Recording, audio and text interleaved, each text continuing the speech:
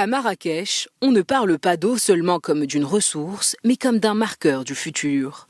Et c'est autour de cette idée que s'est ouverte la première journée du Congrès mondial de l'eau. L'objectif étant de comprendre ce que révèlent nos usages d'aujourd'hui pour décider ce que seront nos priorités demain. La première journée du Congrès a ainsi été marquée par des échanges concrets entre experts, responsables publics et acteurs du terrain. Les panels ont mis en avant plusieurs enjeux communs. Sécuriser l'approvisionnement, moderniser les infrastructures et mieux encadrer la demande en eau. Le Maroc a notamment présenté ses projets en cours, à savoir le dessalement et la réutilisation des eaux usées traitées.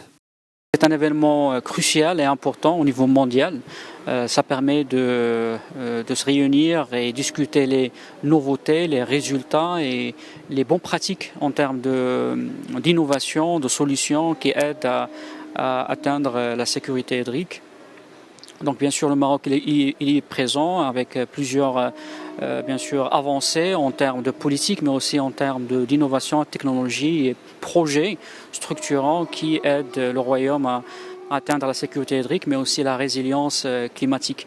Donc l'événement il est là sur une semaine pour, comme j'ai dit, discuter des nouveautés, des résultats. Donc comme participant, notre institution, l'Institut international de la gestion de l'eau, on est là pour discuter par exemple de la cohérence des politiques de l'eau, politiques agricoles et politiques d'investissement pour justement atteindre la sécurité hydrique d'une façon résiliente.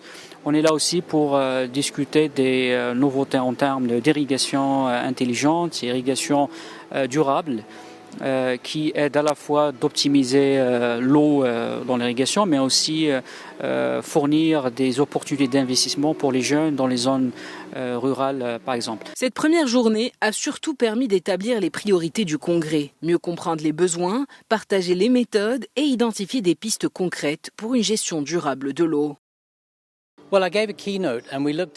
Cette première journée a surtout permis d'établir les priorités du Congrès, mieux comprendre les besoins, partager les méthodes et identifier des pistes concrètes pour une gestion durable de l'eau.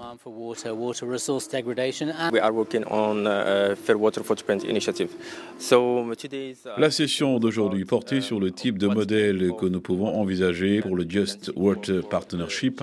Nous avons abordé plusieurs enjeux et le modèle que nous explorons est celui qui peut réunir trois dimensions essentielles, l'équité, l'engagement des politiques nationales et les incitations du marché. Pour mettre en œuvre ce modèle, il est indispensable de rassembler l'ensemble des parties prenantes autour de la même table afin de co-concevoir des solutions cohérentes à la fois en matière de politique publique et de sécurité hydrique partagées au service d'entreprises durables, d'une résilience climatique renforcée et d'une gestion équitable de l'eau.